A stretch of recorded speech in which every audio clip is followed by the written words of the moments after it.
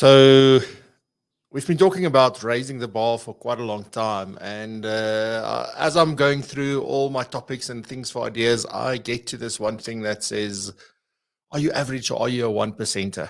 Which is quite a hard question to ask ourselves. And I'm going to tackle that one in today's session, but also talk a little bit about what it takes to really raise the bar.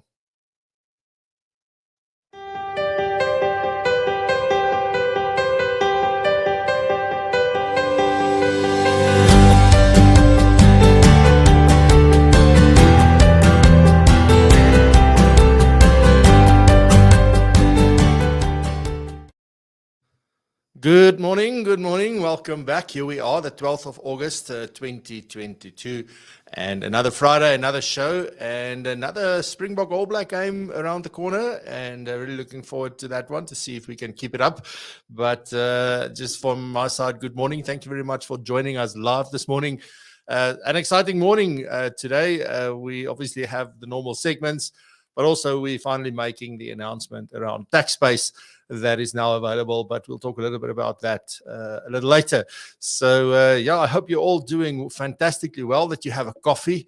Remember when the show started, we were all about virtual coffee, and every single morning I had my coffee, and I asked if you had your coffee in lockdown and all of that. So I hope that hasn't changed, that you're still having coffee early in the morning with the show, whether you're in bed or on the treadmill, on your way to work, on your way back from a school run, wherever you're from. Hope you're having a fantastic time with us this morning.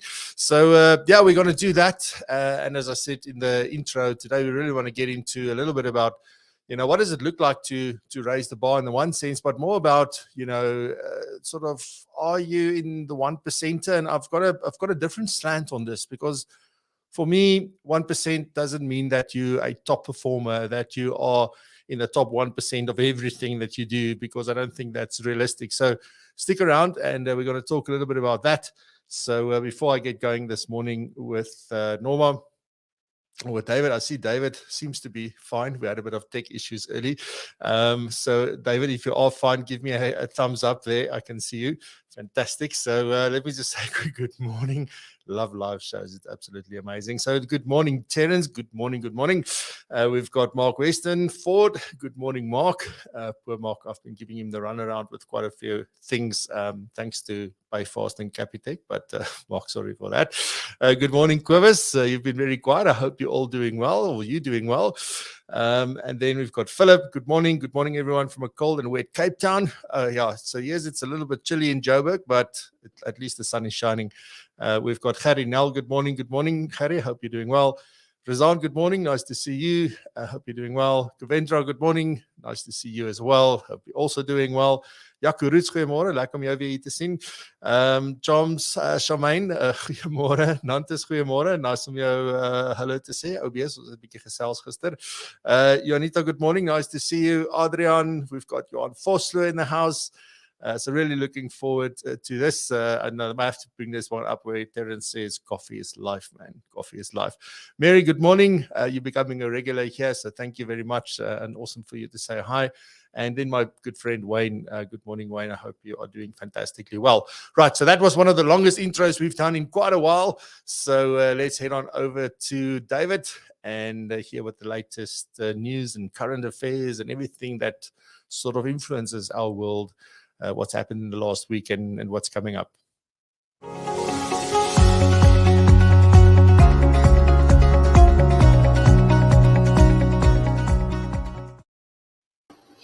Hello everyone, and welcome to this Friday. I think for me, spring is definitely in the air.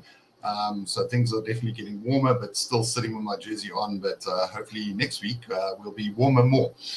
So in today's current affairs, Sharemax, home affairs and unemployment, Momentum Consumer Financial Vulnerability Index, and shower thoughts. So as reported on MoneyWeb, Sharemax complaints to the Fires Ombudsman are unaffected by the NPA decision not to prosecute. Hundreds of complaints logged by investors in failed Sharemax property syndication schemes will be unaffected by the National Prosecuting Authority's decision to not prosecute the individuals in connection with the collapse of Sharemax in 2010. The complaints were submitted to the Office of the Financial Advisor and Intermediary Services, FASE Ombudsman, which at the end of March 2021 still had a backlog of 1,036 property syndication complaints, many of them related to investments in ShareMax schemes. About 18,600 investors collectively invested 4.6 billion of their savings and pensions in ShareMax schemes, which almost all of these investments are effectively lost. MoneyWeb reported last month that the MPA's head of communications, Bulelela Maklewe, confirmed there are no prospects of sexual prosecution, despite the Reserve Bank stating by its ruling that ShareMax funding model contravened the Bank Acts. FAY's Ombud spokesman, Tuso Ngubwane, told MoneyWeb this week that the decision taken by the MPA will not have an impact on the decisions of the FAY's Ombud, past and future, because the decision taken by the MPA had been taken in accordance with its mandate derived from Section 179 of the Constitution. Ngwende said the complaints lodged with the FAY's Ombud were done so in accordance with the provisions of the Financial Advisor and Intermediary Services Act, and the two statutes have different mandates. So the ShareMax saga continues. Then, the next big plan to cut down on queues at Home Affairs. Home Affairs Minister Aaron Motsoaledi said that his department will embark on a massive hiring drive to speed up digitization of documents at offices across the country. The department aims to hire 10,000 unemployed young graduates over a 3-year contract period, which will be trained and paid a stipend of between 5,000 and 14,250 rand. The minister said the project will run from November 2022 until October 2025. The department will partner with relevant stakeholders to facilitate training of these recruits. Training offered will be relevant for the job to which they are contracted to perform, and continuous learning and development interventions will be provided to enhance their employability and or to leverage them to entrepreneurial opportunities beyond the project. Considering the large number to be recruited, the acquisition process will be undertaken in a phased approach. So phase 1 will see the recruitment of the first intake of 2,000 unemployed graduates from the 12th of August 2022, who will commence on the 1st of November 2022. The second cohort will commence in October 2022 and will assume duty in January 2023. And the last 4,000 will be recruited in December 2022 and start in April 2023.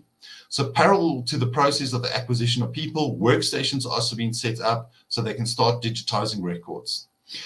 Motsoaledi said the digitization process would go a long way in assisting South Africans who need to make use of Home Affairs services, but who end up waiting in queues to get it done.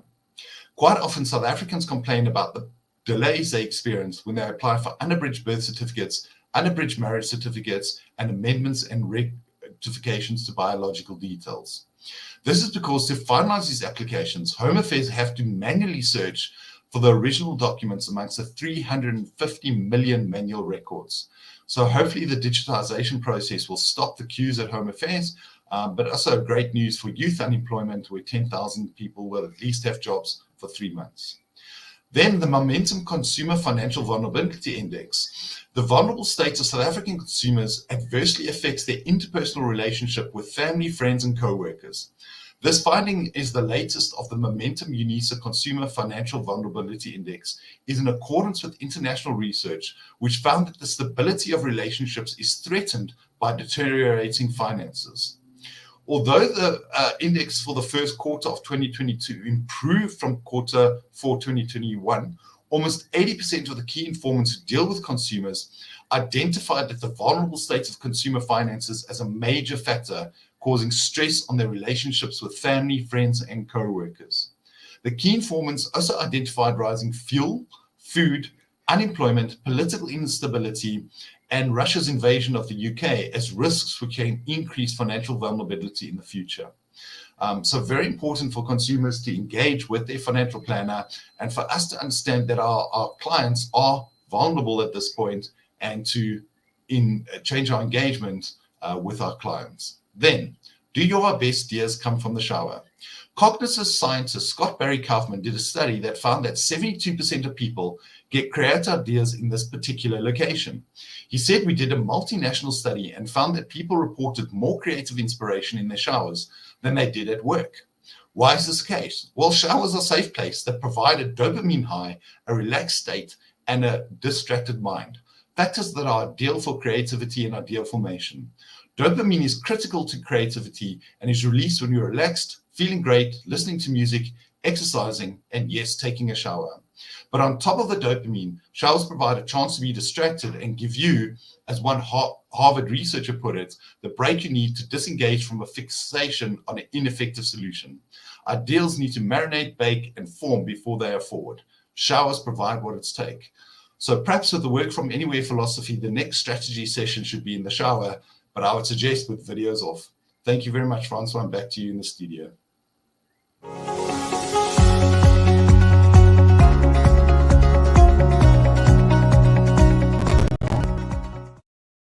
I didn't see that one coming. That was brilliant. Thank you, David. Videos off in the shower. I was wondering, on this side, whether we should take a beer to the shower, because those are the two things that helps me come up with amazing ideas. The shower definitely works, and sometimes you have a couple of beers, and something just happens. So anyway, with that, next up is Norma. Really looking forward to this session. And Norma is going to be talking today about sort of the person versus the business, but also then looking into life coaching versus business coaching. So two important aspects, something that's come up quite a few times in the last couple of weeks from different people. So I think a very apt topic for this morning.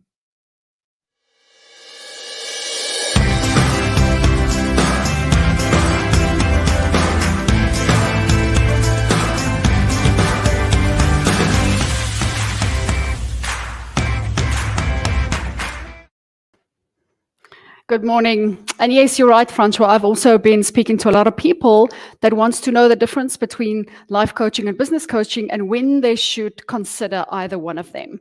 So I just want to go through a couple of things and just tell you exactly what life coaching is, what business coaching is. And then I don't want to make the decision for you, but I want to give you information to consider when you're making this decision. So life coaching is really when someone comes to me and, they're functioning well in their life, but they want to up-level some area of life, or they're struggling with one specific aspect and they want to work on it. So what I would typically ask them is where they are now and where they want to be. So it's easy then to see the gap, and it's easy then to see, will my program suit them, and, would I be able to solve their problem? So just a couple of things that they typically come to me with and that I can typically help them with. So the first would be obviously beliefs, what they believe about themselves, what they believe about their business, maybe what they believe about other people in the world. I would be able to show them their thinking. We would go through things like decision making, how they're making decisions now, and how would they want their decisions to look like. And then also goals is always part of the conversation. So a lot of people set goals, but they don't actually take the action to get to their goals. So they have these amazing ideas, but they never execute it. So also emotional health is obviously very important, because that is the energy that drives us to take all the actions. So if we are in a place of always being overwhelmed, have anxiety, be stressed, feel like we're overworked, that we're burned out, those are typically not like energy that drives us to take action. So those are very important. And that can either be in a business or in a personal, setup. And it's not necessarily for the environment to change. It's our thinking and our energy that needs to change in order for us to actually then move forward. Also things like, for instance, I want to work on my self-confidence, or I doubt myself a lot, or I feel inadequate. Or a lot of people these days talk about, they feel fake. They feel like they are an imposter. They, feel that they shouldn't be in the position that they're in. So those are things that on the emotional well-being side that we work on. Also physical health. So they come to me saying, they want to improve their health. They either want to stop a habit or they want to create a habit. And I also think that sometimes we don't think that how we escape our lives by, grabbing food or alcohol. And then relationships as well. So I can improve a relationship in, my personal life. And when that changes, it changes all my relationships. Or I have a problem with my boss, or I have a problem with my employees, and I want to improve that. And also obviously career and business always comes up. So those are the typical things on the life coaching side. And then I think business coaching is very self-explanatory. It's a coach helping you with a specific area of business, sales or marketing or your processes or whatever the case is. So things that I want you to consider is that our life isn't like happens or built on silos. It's all like intertwined. So if we have an issue of, let's say, scarcity of money mindset, then that scarcity mindset comes up in other areas of life as well. That can come up in your health, believe it or not. You can have scarcity of time, you can have scarcity of clients. So once you work on one thing, it translates into other areas. I just want to share my own experience. Long time ago, I had a business coach. So a business coach before I even did the work on myself. And what I realized is that because I haven't done the work on myself, I was very reliant on the business coach. So whenever she was giving me tasks to go do, I would always have excuses. I would always, not take full responsibility. I wanted to go back and ask her more questions. But how exactly should I do this? Or how exactly should this look? Or what exactly should I say in that specific situation?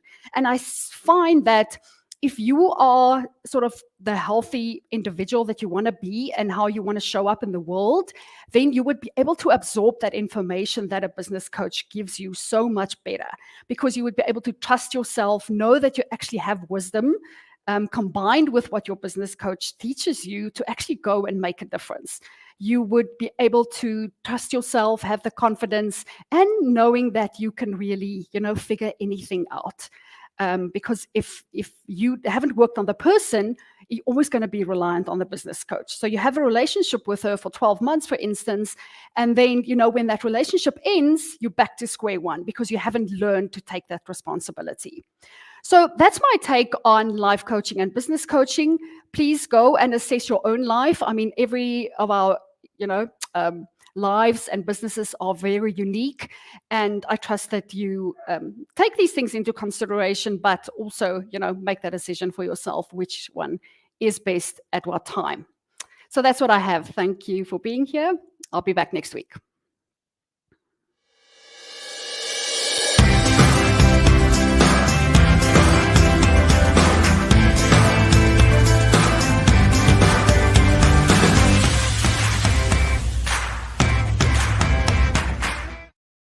I must say, I think Norma's segment has the best intro music of all the segments. Even the opening, even though that song has come with us since the beginning, that one for me is the one that gets me dancing in the morning. So yeah, well, thank you very much for that, Norma. I must agree. And one thing that, like a conversation that I had a very long time ago with an advisor was that, ultimately from a financial planning point of view, for example, how do you help business owners? Because the business feeds the personal lifestyle. But very interesting enough is that unless you in your individual capacity are not on top form, basically, the chances of your business really firing on all its cylinders and really reaching its full potential and creating that lifestyle that you want, or that you have for yourself, or that vision for that, makes it so much harder. It's not to say it's not attainable, I assume, but it can take very long and obviously be very painful in the process. So these things, as you said, is so intertwined. It's so like part of each other. Like you can't really separate the two, but it starts off with us as individuals and then moving to the business. Alrighty, next up, technology.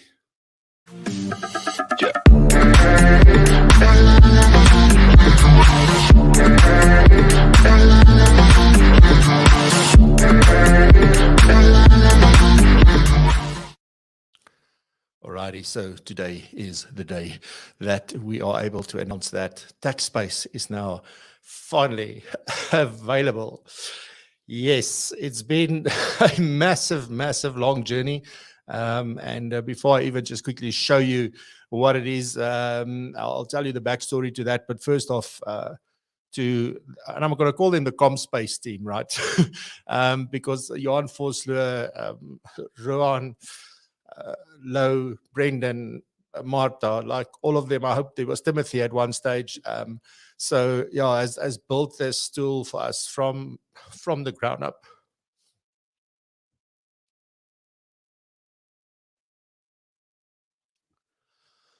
Obviously a big moment.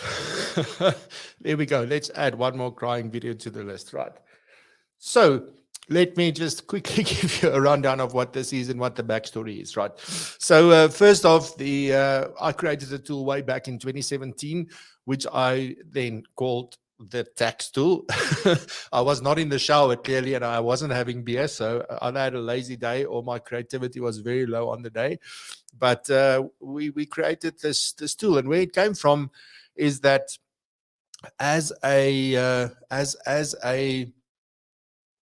basically when we had the tax practice back then, we did partner with a lot of financial advisors, and then because of the low fees we were charging, we couldn't really do revenue share. So what I did in return was to say, look, we'll look at opportunities, we'll analyze the client's tax once we've done it, and look for opportunities. And then we did that.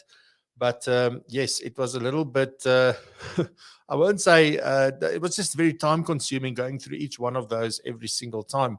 And eventually then what I did was I decided to build a tool to make it easier. And then that tool started evolving, and we built all sorts of stuff in there. And we've had a loyal group of users using that tool. It was Excel based because I don't have that much programming skills. But I built this in Excel, and it was working well. We improved it every single year. We added or we updated it every single year, but it was sold on an annual basis. So you had to purchase that tax year, pay for it in advance because we had no way of managing that. Well, that has now finally culminated in a proper online application.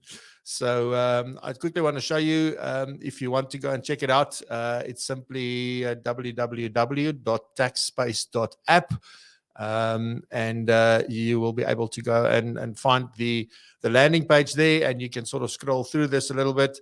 Very simple. We give you a free 7-day trial when you sign up, and you can go check it out and see what it is all about. But what it is all about is really unlocking up to 9 opportunities from a client's tax assessment. And there's no better time than right now, right? Because everybody's busy submitting their tax returns, getting their IT34 assessments.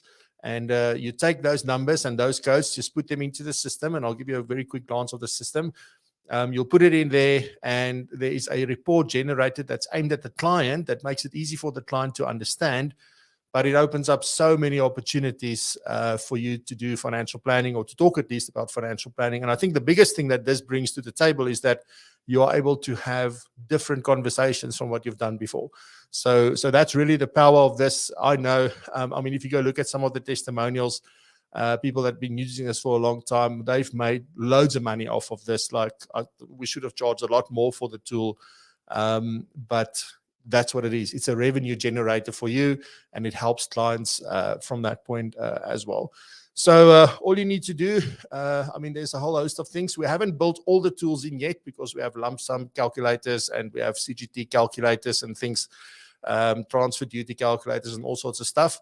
That's going to be phase 2. What we have built into the tool today is the main core functionality. In other words, the whole personal income tax analysis.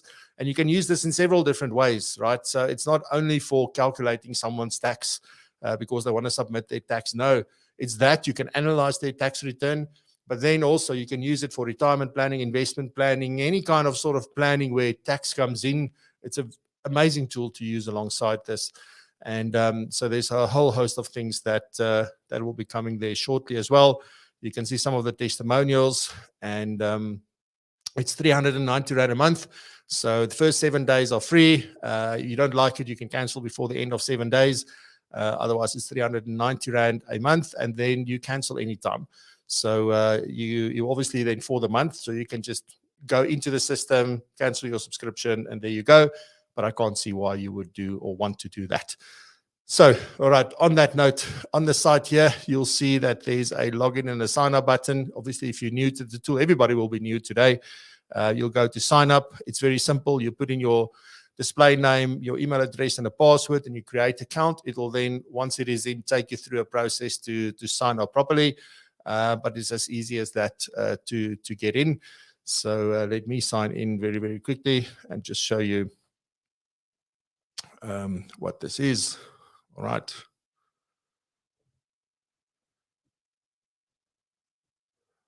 And that's the tool, right? So it's very simple. You have clients, you can go and you can simply click the button to add a client. We ask the minimum amount of information. This is not a CRM. We're not looking for a lot of information, just the necessities to automate most of the calculations and things. You can now create multiple scenarios. So as many scenarios for going back as far as 2018. You can go and create scenarios for that, which is absolutely amazing. I haven't really done a proper scenario, so I just want to show you. It's literally a click and a click. So very, very simple to be able to do this. So there you go. It's really simple. You'll go from the top to the bottom. All the calculations will happen here on the side. And once you're done, you just go view report, and it shows you and creates this amazing looking report, which the guys have really done a fantastic job on. I must say, Karen from that works with Resonant Profile Me has helped with the design of this. Really an amazing job. So yeah, it's something that is really, really cool. It looks great. It's something that's extremely valuable, and you can even add notes here for the specific scenario, and that will also be incorporated into the report. All right. So that is it, TaxSpace. Go check it out. It's www.taxspace.app. So www.taxspace.app. There is an email that's already gone out this morning. I will be sending WhatsApps, and apologies for all the WhatsApps this week. We will be sending that out, and hope to see you join TaxSpace very, very soon. So yeah, cool stuff. Right. So on to the next one, which will be quick announcements.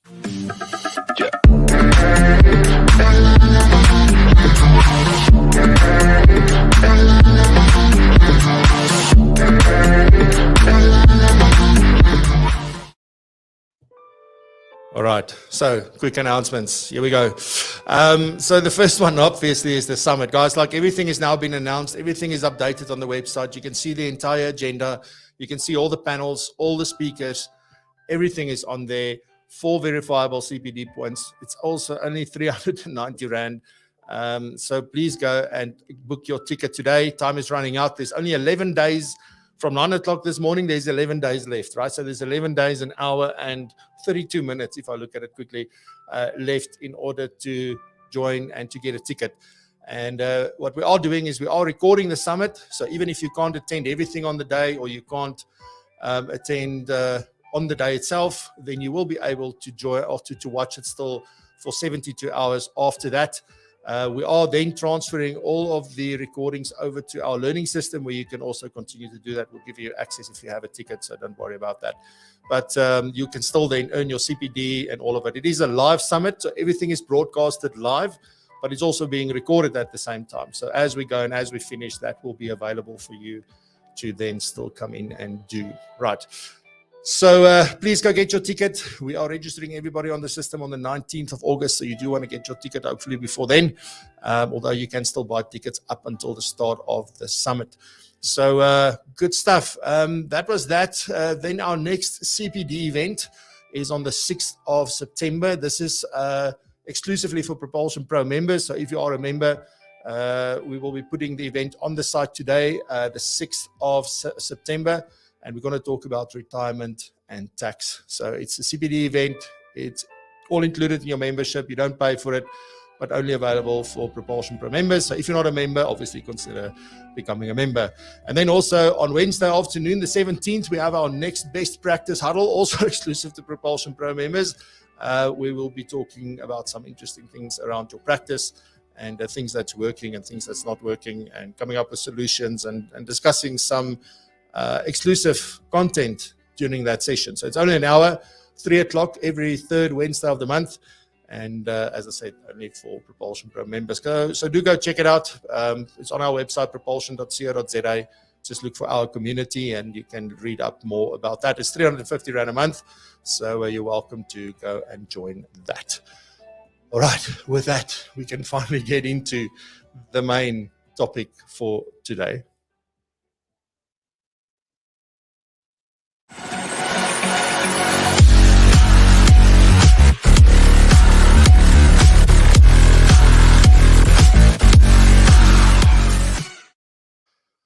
Alrighty, so let's talk a little bit about this. I want to start off with talking a little bit about propulsion and raising the bar, and where did this all come from? So way back when I started the business in 2015, we called ourselves Franco de Toy Consulting and Technology, because at the time I thought, like, at least there's 3 people who know who I am. and just maybe connecting the two would make a lot of sense. And then in 2019, or actually at the end of 2018 in December, I decided I'm starting, or a little bit before that, I think November, I decided to start a podcast. And then I started looking at names for the podcast. I started looking at branding. We did a whole press release and we really did a proper launch for this podcast. And the name that we then decided on was PROpulsion. And where this really come from is like I was looking for something that's strong, that shows that we never stand still, that we always endeavor to move forward, etc. And the word propulsion, I can't even remember how I came across it, or did I think of it and then went and see what the definition is exactly, or I honestly can't remember. But if you look at the definition for propulsion, it means to drive and push forward. And for me, it's like, that is really what it is about. It's about that drive and that just pushing forward. Doesn't matter what the circumstances are. If you think about what happened with lockdown and COVID and all that stuff, I know we're not supposed to talk about it anymore. We don't want to talk about it anymore. But still, it is like, even through the fact that we didn't know what we wanted to do, we did continue. And we got out the other side. None of us had a plan. None of us knew really how to react, how to respond to this new thing. But you keep pushing, you keep driving, and you do get through it. And then the other part for me, which is very important and something that's a mission of ours, is obviously to have a small positive impact on the, maybe bigger than small, but on the profession itself. So the professionalism part, and that's why you always see, when you see propulsion, the pro is always in capital letters and in bold, because it's that play on, it's propulsion, but also professional. So driving and pushing forward in the profession and for the profession is really what it is all about. I think if I can summarize this, and this is something I came up with actually in the year for another team that I was part of, and but this is ultimately what everything that we do is about, and what we're trying to do, because it is important for me. I don't care about perfectionism. It's something that I luckily was able to overcome a couple of years ago, and I think the show particularly helped me do that, because it was good enough, and it's the best I could do at that point. It was far from perfect. My lights were crap. My background was good because I had those amazing posters, but yeah, I battled with a lot of things as we moved along. But be that as it may, like, I think what we're really trying to do is to become the standard by which everything else is measured.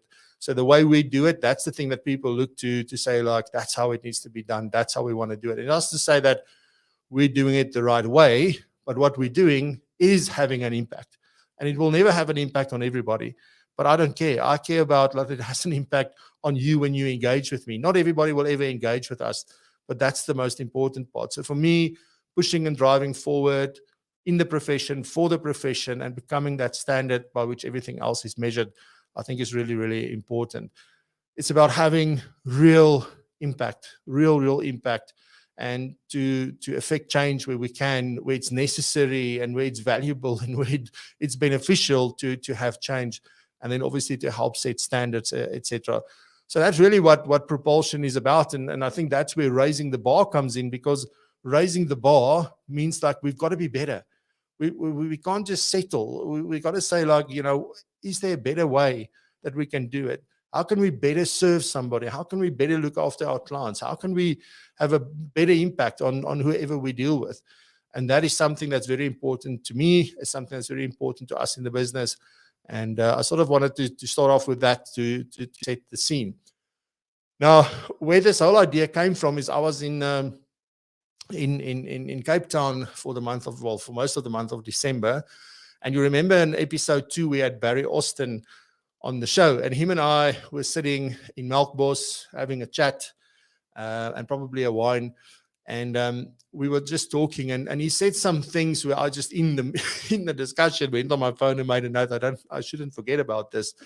And it's something that I've been mulling over and sort of asking myself and sort of, I think, looking at myself as well to say, well, if this stuff is so important to me, what am I doing about this?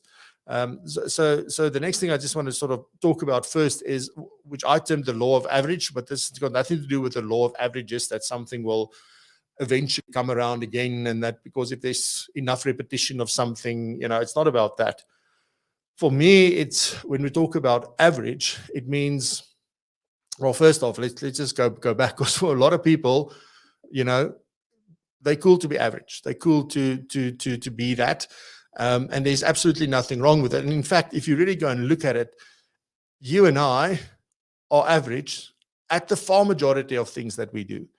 We will never be like the best in the world, or the best in our town, or the best in our country, or the best in our street, even for that matter. We are average at most things that we do. There's a very, very slim percentage of the population that really gets to the top. I mean, you can think about the top sportsmen in the world, top businessmen in the world. Not everybody builds these businesses. And often we can say, oh, but I don't want to, because that's what I'm saying. Like, I don't want to build a business as big as that. I just want to build this kind of business, and then I'll be very, very happy. And that's fine. It's everybody's sort of choice around that. But we've got to understand that it's not so much about being average. What it is about for me is that if we make a decision to be average, we decide to be average, that is our decision and our strategy, then that is a problem. Versus doing everything you can and getting average results, or being average in where you fit in terms of your results, that is perfectly fine. But there's a massive difference between deciding to be average and just being average, right? Doesn't mean that we settle for average, but it does still mean that you try and do your best from that point of view. So at the end of the day, if you decide that maybe you don't care, you decide that you are complacent, you decide that you're content, you decide that it is what it is, you decide that, like, I don't want to change for these and these reasons, then the one thing you can't do is complain. Because that's what I often have in conversations. People saying, and it's not like clients, it's just friends that would go, like, oh, this is the problem, and no. Then I say, but the solution is this. No, don't want to. But then don't complain. Then you accept. If you made a decision, you accept what comes with that decision, right? And I think that is the big distinction for me between this. It's not about the results you achieve. It's about the decisions you make. And the process that you go through for those decisions. So what does it then mean to be a 1%er? In my mind, right, in Francois' definition, is that it's got everything to do with mindset. It has nothing to do with results. So it's a very big shift. Like, do you have a 1% mindset? It doesn't mean that you need 1% results. And if I say 1%, we're talking about the top 1%. So there's almost nobody better than you. You are the number one. It's not about that. It's about our thinking. It's about our mindset. It's about the way we make decisions. So decision making is about thinking for yourself. Too often, like, classic example, CRM systems and financial planning tools and those kind of things, that a lot of people will go like, what do you like and why do you like it? And then everybody goes like, oh, this particular system is amazing. And then we all go with that particular system because everybody else can't be wrong, right? But have you really gone through the process of looking at your business and what your needs are and what you want to achieve, and then compare what's out there and then make a decision? And if you then happen to make the same decision to go with the same system, then fantastic. But otherwise, you need to make a different decision, obviously, because that's not going to work for you. But it's about thinking for yourself when you make decisions. It's about doing your own homework, being confident. And then sort of Quinton Doman said a long time ago, I was in a session where Quinton said that you get married to the decision, not the outcome. Because in 99.9% of the time, we do not have control over the outcome of anything, right? We can make a decision that on that date, we're going to Cape Town. We have no control over Kulula going bust. We have no control over the weather. We have no control over the flight being on time. All we need is that I'm happy that I'm going. And even if I have to wait, I'm still going because I made the decision that I'm going. So that's really what that is about. I think being a 1%er also means that you show up when you need to show up. When you make promises, keep to those promises. It's the easiest way. I always say to my children, the easiest way for you to stand out is just to do what you say you're going to do. You don't even need to exceed expectations because, again, the majority of people who are average don't do what they say they're going to do. So that's very important. If you want to stand out, if you want to show up, then just do what you say you're going to do. And that'll be so much easier.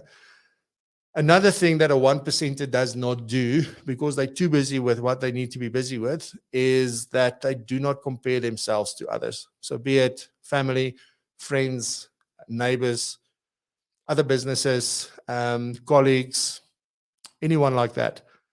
Nothing to do. Again, go back to, it's got nothing to do with the results. It's got everything to do with who you are as a person, basically, and whether you think and operate like a 1%er. The results you achieve will probably be a lot better than what you would have achieved if you decided to just be, you know what, it's fine. If I just do this, it's fine. So that's important. And then the last thing I think for being a 1%er is that you definitely should value progress over perfection, because perfection, I've seen it time and time and time again in my own life and with other people, it holds you back.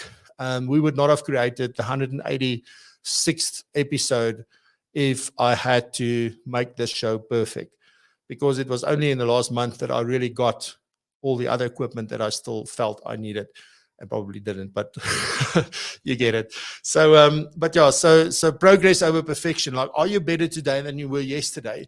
Are you able to do something today that you weren't able to do yesterday? Do you do it perfectly? No, it doesn't matter. So it's that little bit of progress. We've spoken about this before, the principle of accretion and, you know, atomic habits and all those kind of things as well plays into that. So are you moving forward? Are you making progress? Are you becoming more efficient? Are you becoming more effective? Are you becoming more knowledgeable? So those kind of things are really important. But if you want to be a 1%er with your mindset and your thinking and your decision making, who must you become? That is, I guess, the big question. Well, focus is important. It's something that I struggled with because my little friend here does distract me quite a lot. And I've been trying the last few weeks not to let it. And I don't know why I'm so interested in my phone. But be that as it may, I've really sort of tried to step away from that. But you've got to be focused on what you need to do. And you can do great work focused for 4 hours and achieve a lot more than being distracted and work the entire day. So that's definitely something that's there. And then something that is non-negotiable is confidence. You've got to work on it. You've got to tell yourself that you've got what it takes. You've got to tell yourself that you have the skills because you've been around for a long time. And even if you're just starting out, right, you have drive and ambition probably. You can be confident in that. So you've got to find the things that you can be confident in and not go like, I don't know much. My knowledge is still lacking or whatever that excuse may be. But you need to be confident. And with confidence goes, you've got to be committed. So you have to have a strong commitment to what it is that you're trying to achieve and that you're going to make this come hell or high water and where you're going. Now, it doesn't mean that if you see that things are not working, I mean, the clever move would be to stop or to change or whatever it is that you need to do.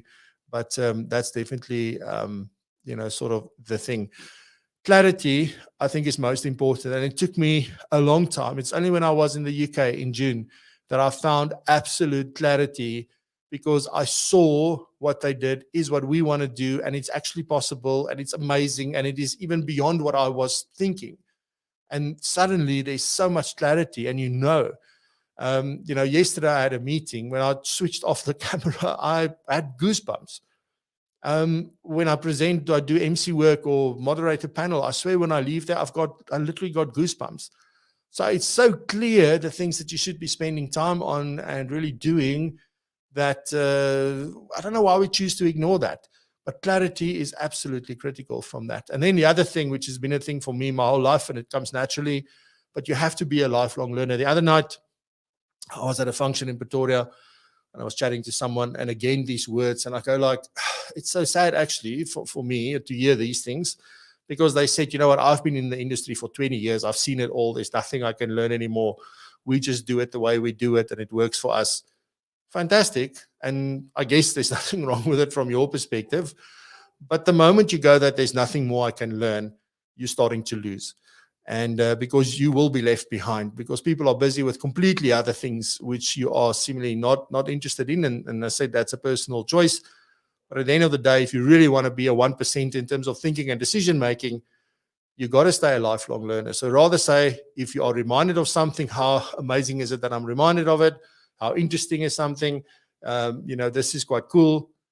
Just thinking about it in a different way also makes that learning a lot easier and a lot more fun. And then a big thing which I've seen happen, and this is my biggest thing for myself.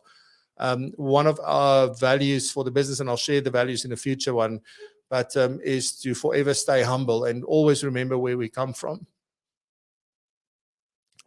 It is like you should never, ever become bigger than the game, because the game is still why we're all here. And if I talk about the game, it can be the profession, it can be being a husband, a wife, whatever it is, right? Never become bigger than the game. There's always somebody bigger and better than you in any event.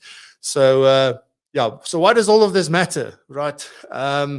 Why should you care? Why must you care? Not just should, but why must you care about being a 1%er versus just being average? Well, because a lot of people need the inspiration that your actions and your behavior and what you portray brings, right? It is often the spark for them to do what they needed to do, or that they need to do to take that next step, and for them to start showing up and become a 1%er themselves. It's definitely important to create opportunities for whatever it is in your life. It's absolutely critical for that. And then, if you want to grow your business, if you want to grow in your personal life, if you want to improve all the time, remember progress over perfection, lifelong learner, then and you want to do that regardless of circumstances, then this is the way. Like if you do this stuff, you'll be able to push through a lockdown and a COVID. And again, like I definitely don't say that I've got it figured out, because I don't. But what I do is think about these things a lot, and I do change things every now and so often. If you think about the show that started in lockdown, I mean, that I didn't even have a plan. I just had to do something. I just decided to say, guys, I'm going to show up, and I showed up. And it's become something. It's really had a phenomenal impact on my business. It's had a phenomenal impact on my life. That was never the intention. It was there to help you and to serve you and to do things for you so that I don't go mad. That was literally the reason. So that was in it for me, is like not going mad. So very critical from that point of view. And also, if you want to attract the right people, if I look at our community, it's awesome people. I love each and every single one of you. Like, really amazing. So if you do this 1% stuff, you're going to attract people who are also 1%ers in their thinking and their mindset, or people who want to be and is seriously ready to go there. Those are the people, and it's much better to surround yourself with those people than the others just deciding not to be and then complaining about it all the time. And then, obviously, if you want to become the standard, if you want to become the go-to person, the go-to business, then again, this is very important.